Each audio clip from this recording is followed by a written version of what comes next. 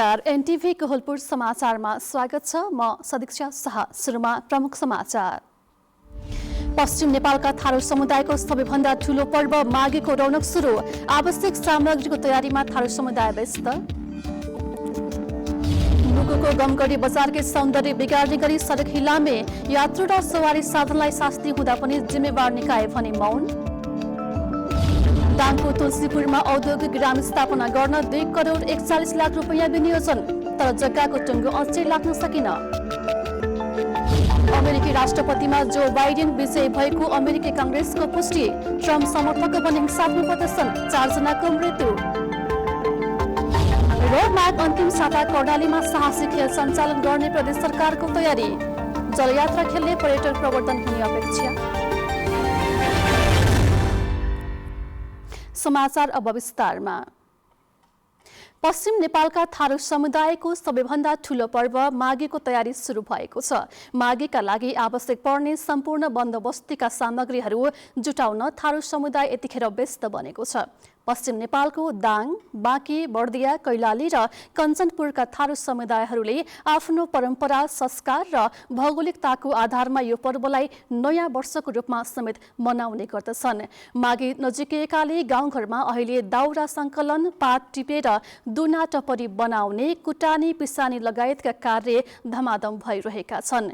खानपिन, नाचगानका लागि समेत थारू समुदायमा यो पर्व विशेष रहने गरेको छ। माघेमा मगौटा नाच्नु थारूको पुर्ख्यौली र विशेष परम्परा रहेको छ। माघमा विशेष रूपमा 3 दिनसम्म मगौटा नाच नाचेर गाउँघरलाई रोमाञ्चित बनाउने भएकाले युवा युवती उक्त नाच नाच्ने समूह, साथै सङ्गीत लगायत मादल बनाउने, गीत गाउने, नाच्ने व्यक्ति छनौट गरिरहेका छन्। नाचेर कमाएको रकम केमा खर्च गर्ने भन्ने बारेमा पनि छलफल हुने गरेको छ। थारू समुदायले यही पुस अन्तिम दिन जिता मार्ने, माघ 1 गते लाहान अर्थात् नदीमा गएर नुहाउने र 2 गते वर्षभरिको समीक्षा र आगामी समयका लागि योजना बनाउने गरी 3 दिनसम्म माघी पर्व मनाउने प्रचलन रहेको छ। कृषि तथा पशुपक्षी मन्त्रालयले बर्ड फ्लू सम्बन्धी उच्च सतर्कता अपनाउन आग्रह गरेको छ। भारतका विभिन्न स्थानमा बर्ड फ्लू संक्रमण पुष्टि भएसँगै विशेष गरी तराईका क्षेत्रमा उच्च सतर्कता अपनाउन मन्त्रालयले आग्रह गरेको हो। मन्त्रालयले मातहतका 7वटा सिमानाका कार्यालयलाई पत्र पठाउँदै उच्च सतर्कता अपनाउन निर्देशन दिएको हो। मन्त्रालयले भैरहवा, कृष्णनगर, नेपालगञ्ज, कैलाली तथा गड्डाचौकी लगायतका नाका प्रमुख जिल्ला अधिकारीहरूलाई उच्च सतर्कता अपनाउन र आवश्यक परे प्राविधिक तथा अन्य स्रोत साधनको प्रयोग र थप जनशक्ति माग गर्न विशेष निर्देशन समेत दिएको छ। मन्त्रालयले भारतबाट कुखुरा आयात गर्ने व्यवसायलाई समेत उच्च सतर्कतामा रहन आग्रह गरेको छ। नेपालमा बर्ड फ्लू संक्रमण भित्रिन नदिन केही समय कुखुरा आयातमा रोक लगाइएको जनाउँदै व्यवसायलाई समेत सतर्कता अपनाउन आग्रह गरिएको छ। मन्त्रालय अन्तर्गत देशभर 16वटा पशु क्वारेन्टाइन कार्यालय रहेका छन्। भारतको मध्य प्रदेश, केरला, राजस्थान र हिमाचल प्रदेशमा बर्ड फ्लू पुष्टि भएको छ। नेपालमा थप 412 जना कोरोना संक्रमित थपिएका छन्। यो सँगै देशभर संक्रमितको कुल संख्या 2,63,605 पुगेको छ। कोरोनाबाट थप 4 जनाको मृत्यु भएको छ। देशभर गत 24 घण्टामा 412 जनामा कोरोना संक्रमण पुष्टि भएको छ। संक्रमित हुनेमा 182 जना महिला र 230 जना पुरुषहरू रहेका छन्। यो सँगै कुल संक्रमितको संख्या 2,63,605 पुगेको छ।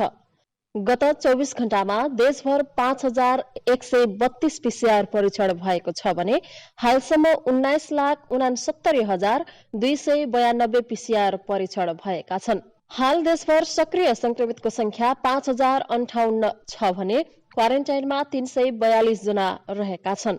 त्यसैगरी गत 24 घण्टामा 483 जना निको भई डिस्चार्ज भएका छन्। यो सँगै निको हुनेको संख्या 2,56,644 पुगेको छ।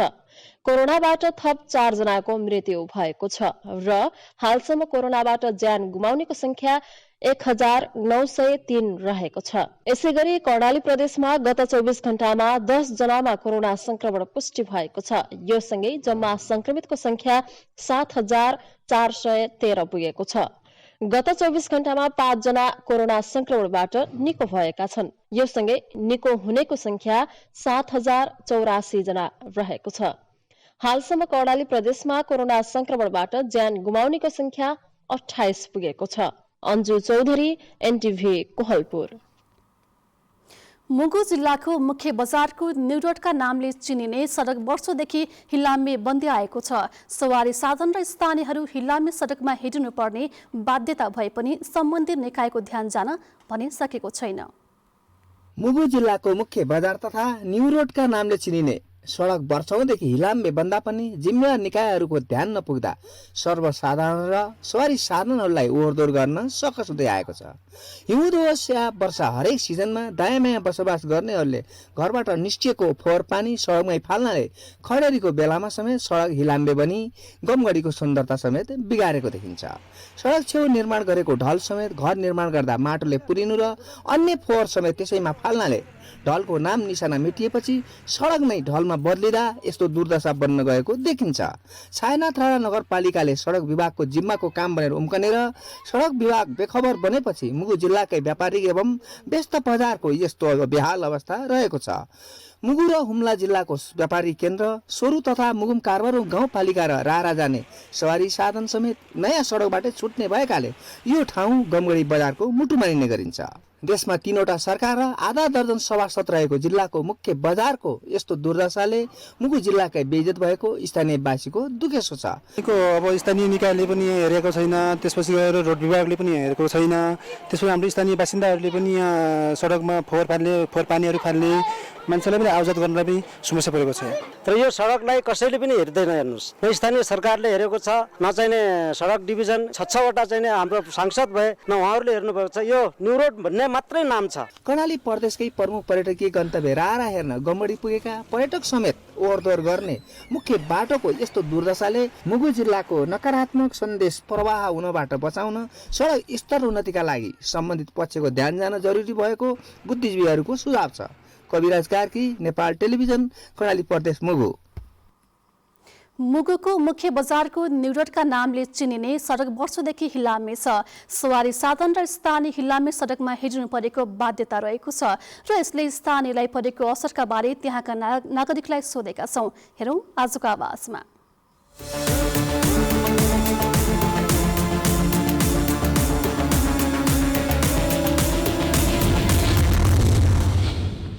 धेरै अप्ठ्यारो खुट्टा डुब्दा हाम्बा जुत्ता उभो आउँदा अनि हड्ने पुरो असहजी हुँदो हामीले भारी बोक्ने बेला पनि धेरै असर छ। विद्युती जातक हामीलाई हड्नु अप्ठ्यारो, विद्युतीकन हड्नु अप्ठ्यारो, हामीले के गर्ने?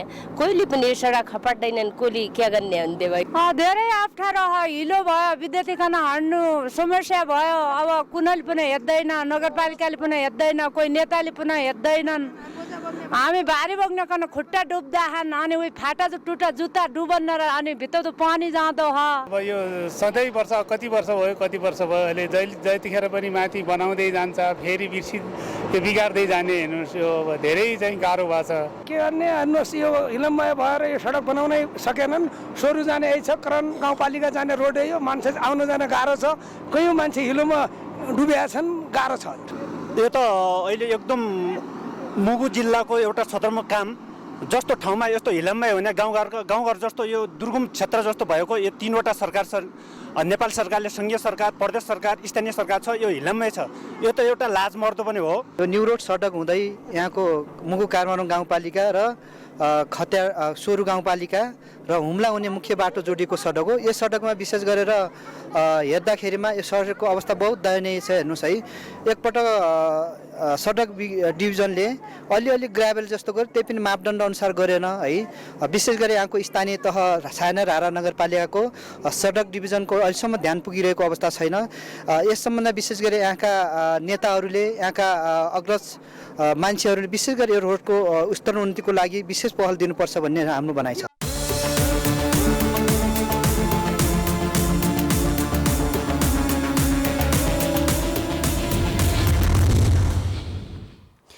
समाचारको क्रम जारी नै छ। अहिलेलाई एकैछिनको विश्राम।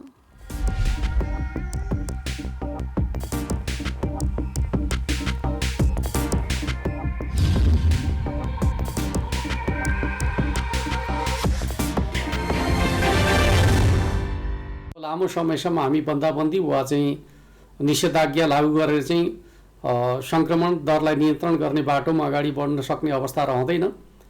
आवश्यकता अनुसार हामी एरिया बन्दी गरेर चाहिँ ट्रेसिङको काम अगाडि बढाउनेछौँ। अन्यथा हामी आर्थिक क्रियाकलाप सँगसँगै महामारी विरुद्धको लडाईँ अगाडि बढाउनु पर्नेछ। त्यस अर्थमा सम्पूर्ण दाजुभाइ दिदीबहिनीहरूले सकेसम्म चाहिँ आवश्यकताभन्दा बढी गतिविधि मुभमेन्टहरू नगर्नका लागि म अनुरोध गर्न चाहन्छु।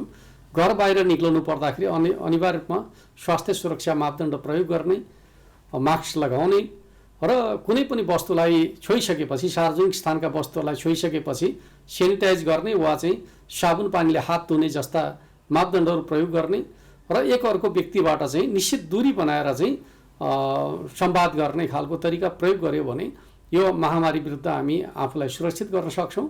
त्यो दिशामा सम्पूर्ण दाजुभाइ दिदीबहिनीहरूको सहयोग हुनेछ भन्ने विश्वास र अपेक्षाका साथ म हार्दिक अनुरोध गर्न चाहन्छु।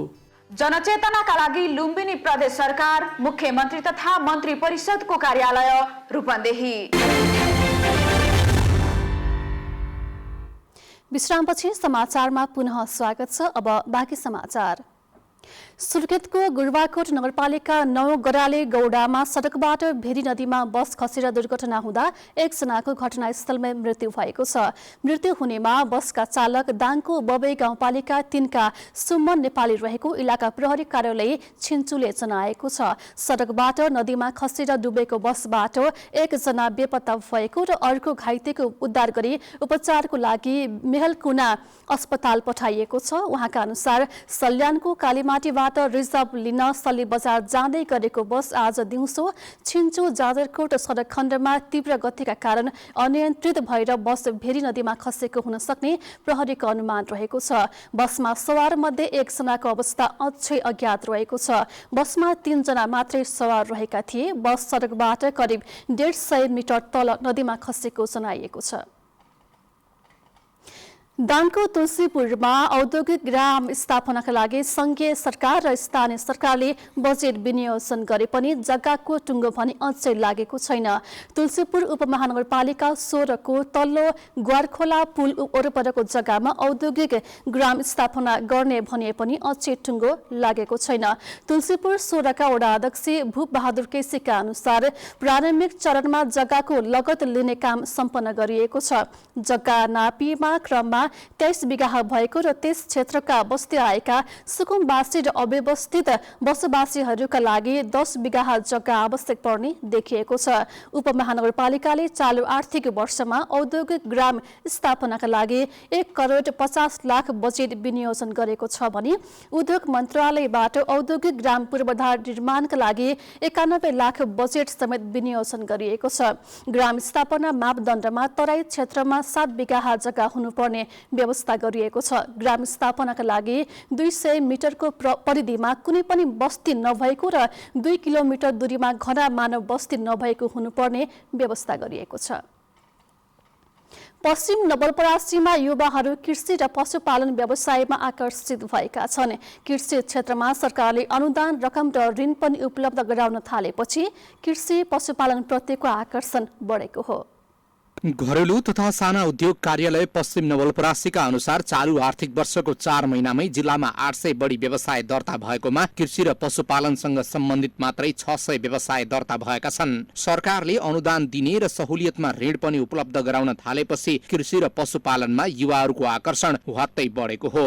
व्यवसाय दर्ता गर्ने म्याक्सिमम चाप छ, त्यसमा पनि उद्योग र कृषि फर्महरू चाहिँ दर्ता गर्ने म्याक्सिमम भइराखेका छन्। यो अवधिसम्म हामीले 800 वटा फर्महरू दर्ता गरिसकेका छौँ। त्यसमा पनि करिब 600 वटा फर्महरू कृषि फर्महरू छन्।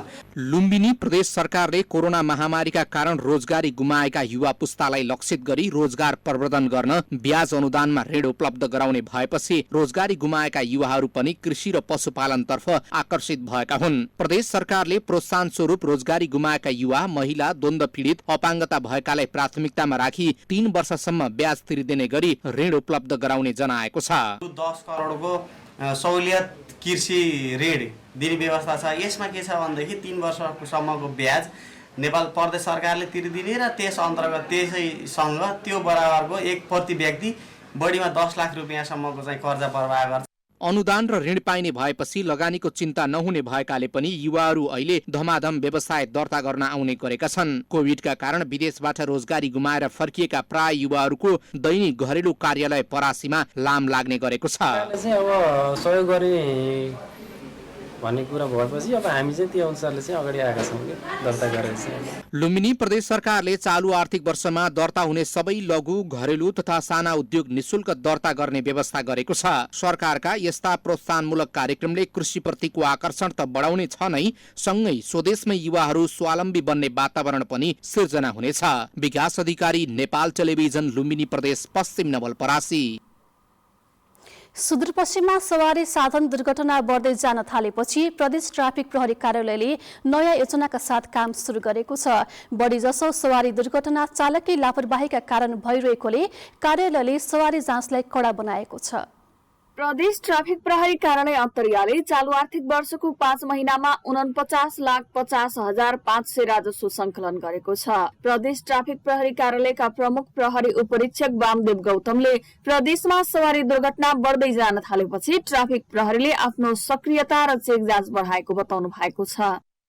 पछिल्लो महिनाहरूमा जति हामी चेक जाँच गर्छौं त्यति धेरै मान्छेका गाडीको सवारी साधनका चालकका गल्ती कमजोरीहरू देखिन्छन्। चाडपर्व लक्षित गरेर जुन यात्रु सहायता कक्ष, नागरिक सहायता कक्ष भनेर स्थापना गर्यौं र त्यसलाई कन्टिन्युटी दिएर बस पार्कहरू, जक्सनहरूमा ट्राफिक र नागरिकसँग सहकार्य गरेर यातायात व्यवसायी र त्यसमा सरकार राख्ने मजदुरहरू, कर्मचारीहरू उहाँहरूसँग बसेर हामीहरूले सहकार्यसँगै गर्यौं र स्थानीय तहसँग पनि मिलेर तत्त स्थानीय तहका आफ्नो ठाउँका बजार, जङ्सनहरू र रोडहरूमा चाहिँ जस्तो ट्राफिक सिग्नलहरू राख्ने, ट्राफिकका सचेतनामूलक बोर्डहरू डमी मार्फत राख्ने र ट्राफिक प्रहरीलाई पनि अलिक इक्विप बनाउनको लागि जस्तो अहिले गोब्रो क्यामेराहरू, बडी एट्याच गोब्रो क्यामेरा लगेर ड्युटीमा जाने कामहरू भइरहेछ भने कतिपय स्थानीय तहहरूले आफ्ना बजार एरियामा सीसी क्यामेरा पनि राखिदिनु भएको छ प्रशस्त मात्रामा र कतिपय ठाउँमा राख्नको लागि प्रक्रियामा पनि हामी गइरहेका छौँ। अहिले चेक जाँचमा जाँदा ट्राफिक प्रहरी गोब्रे क्यामेरा सहित गइरहेको उहाँले बताउनु भएको छ। प्रदेशको राजधानी भएको हुनाले कैलालीमा अहिले भिडभाड बढेकोले ट्राफिक व्यवस्थापन प्रविधि मैत्री बनाउनका लागि विभिन्न निकायसँग छलफल भइरहेको उहाँको भनाइ छ। यसमा लेन डिसिप्लिन पालना गराउनको लागि पनि हामीहरूलाई सबै तहबाट सहयोग भइरहेछ र हामी खटेर गरिरहेका छौँ। प्रमुख सहर धनगढी, महेन्द्रनगर जस्ता सहरहरूमा सवारीको संख्या पनि अत्यन्त बढेको, जनघनत्व पनि बढेको ठाउँहरूमा ट्राफिक लाइट राखेर जुन आजभोलि आएको छ डिजिटल सिस्टमबाट, स्मार्ट लाइट, त्योबाट पनि ट्राफिक व्यवस्थापन गर्नलाई सहज हुने र सीसी क्यामेराहरू राख्ने र अन्य कुराहरू हामीहरूलाई वेल इक्विप्ड अथवा प्रविधि मैत्री र प्रविधि मैत्री ट्राफिक व्यवस्थापनमा जाउँ भन्ने कुरामा स्थानीय तहबाट पनि हामीहरूलाई सहयोग भएको छ र हामीले अपेक्षा गरेर माग पनि गरेका छौँ र प्रदेश सरकारबाट पनि त्यसमा सकारात्मक आश्वासनहरू आएको छ र हामी छिटै नै त्यसलाई कार्यान्वयन गर्ने पक्षमा गइरहेका छौँ। विगतमा विद्यालयमा गएर ट्राफिक नियमको बारेमा जानकारी दिँदै आएको भन्दै उहाँले अब स्थानीय स्तरमै गएर यसबारे जनचेतना दिने बताउनु भएको छ। हाल प्रदेशमा 164 जना ट्राफिक प्रहरीको दरबन्दी भए पनि 212 जना कार्यरत रहेका छन्। तर पनि सवारी दुर्घटनामा कमी आउन सकेको छैन। विकट क्षेत्रमा अहिले पनि ट्राफिक प्रहरीको पहुँच छैन, जसका कारण ती स्थानमा सवारी दुर्घटना बढ़िरहेका देखिन्छन्। त्यसैले विकट क्षेत्रमा पनि ट्राफिक प्रहरीको पहुँच बढ़ाउन आवश्यक रहेको प्रदेश ट्राफिक प्रहरी कार्यालयले जनाएको छ। निर्मला खटायत, एनटिभी कोहलपुर, सुदूरपश्चिम प्रदेश, कैलाली। समाचारको क्रम जारी नै छ, एकैछिनको विश्राम।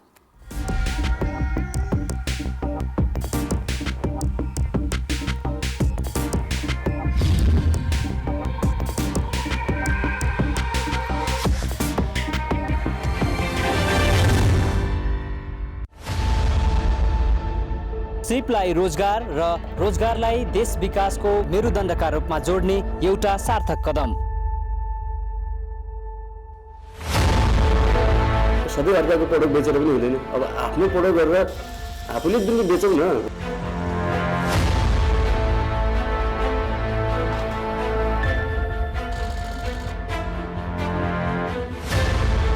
अरब र खाडीतिर होइन, नेपालकै आफ्ना बाँझा भूमि र झाडीतिर लाग्नु जीवन यही छ। व्यवसाय गर्दाखेरि त अब चुनौतीहरू त अब धेरै छन् नि। हामीले आफ्नो उत्पादनलाई विविधीकरण गर्न सकेनौँ क्या, हामीले बायो प्रोडक्टतिर ध्यान दिएनौँ।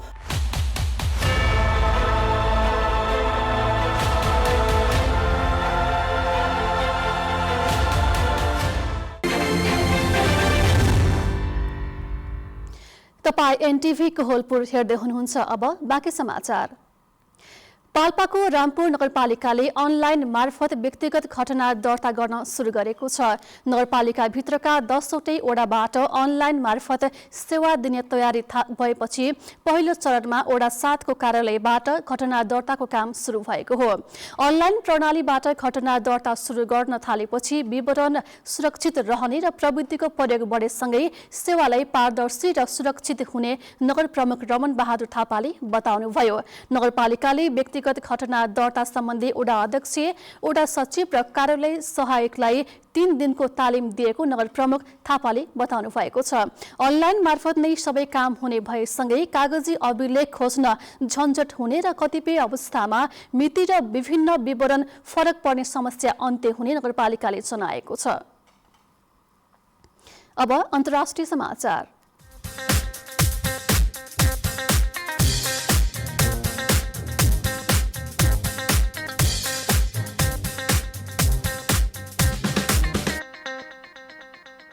अमेरिकी राष्ट्रपतिमा डेमोक्रेटिक उम्मेद्वार जो बाइडेन विजयी भएको अमेरिकी कांग्रेसले पुष्टि गरेको छ। आज सकिएको इलेक्टोरल कलेजको मतगणनामा अमेरिकी राष्ट्रपतिमा बाइडेन र उपराष्ट्रपतिमा कमला ह्यारिस विजयी भएको पुष्टि भएको हो।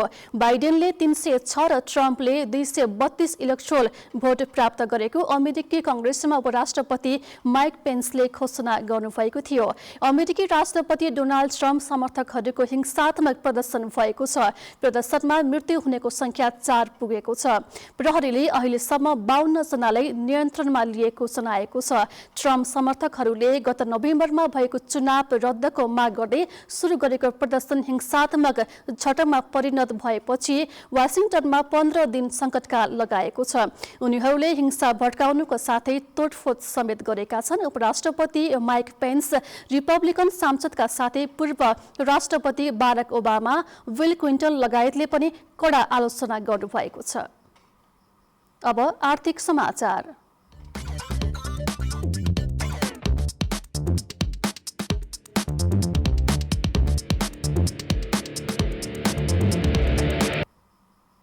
कञ्चनपुरका किसानहरू उखु खेतीतर्फ आकर्षित हुन थालेका छन्।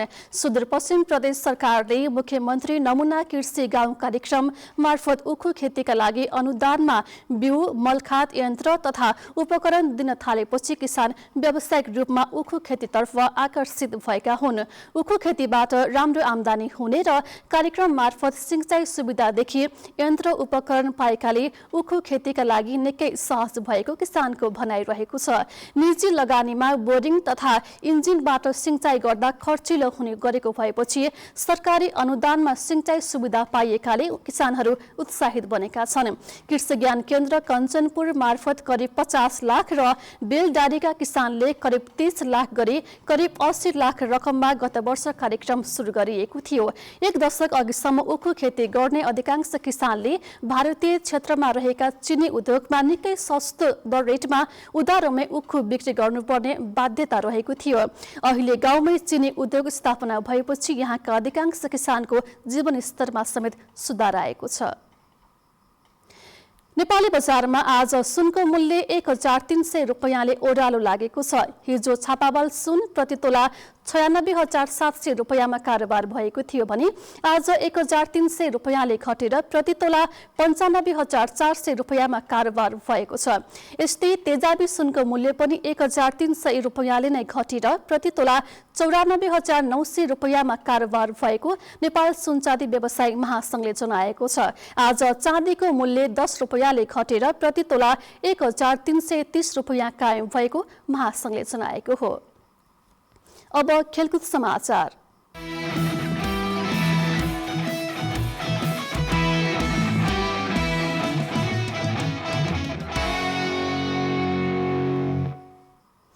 कर्णाली प्रदेश सरकारको सामाजिक विकास मन्त्रालयले माघ अन्तिम साता कर्णालीमा साहसिक खेल सञ्चालन गर्ने तयारी गरेको छ। खेलकुदको माध्यमबाट पर्यटकीय सम्भावनालाई उजागर गर्ने उद्देश्यले साहसिक खेल प्रतियोगिता आयोजना गर्न लागेको मन्त्रालयले जनाएको छ। कर्णाली र भेरी नदीमा जलयात्रा खेल प्रतियोगिता सञ्चालन हुनेछ। मन्त्रालयको युवा तथा खेलकुद महाशाखाका प्रमुख जवाहरलाल हमालले साहसिक खेलका रूपमा जलयात्रालाई सञ्चालन गर्न लागेको जानकारी दिनुभएको छ। मिति यकिन नभए पनि माघको अन्तिम सातासम्म प्रतियोगिता सञ्चालन गर्ने गरी आवश्यक तयारीका साथमा जुटेको बताउनु भएको छ। मन्त्रालयले चालु आर्थिक वर्षमा साहसिक खेल सञ्चालनका लागि 8 लाख रुपैयाँ बजेट विनियोजन गरेको छ। गत आर्थिक वर्ष साहसिक खेल सञ्चालनका लागि बजेट विनियोजन गरे पनि खर्च हुन सकेको थिएन। जलयात्रा खेलले नदी किनारका बासिन्दालाई आय आर्जन एवं रोजगारीमा जोड्ने मन्त्रालयको अपेक्षा रहेको छ। अब मौसम।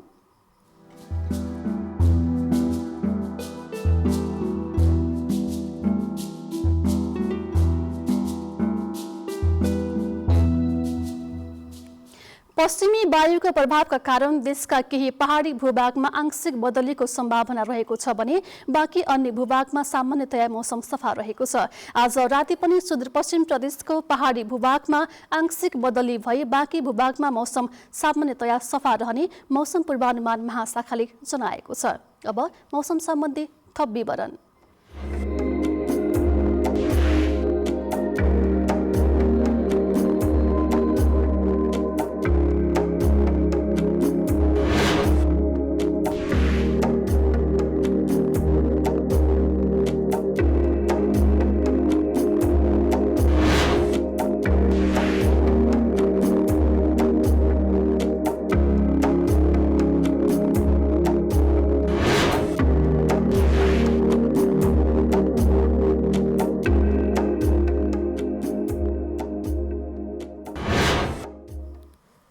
समाचारको अन्त्यमा प्रमुख समाचार पुनः एकपटक।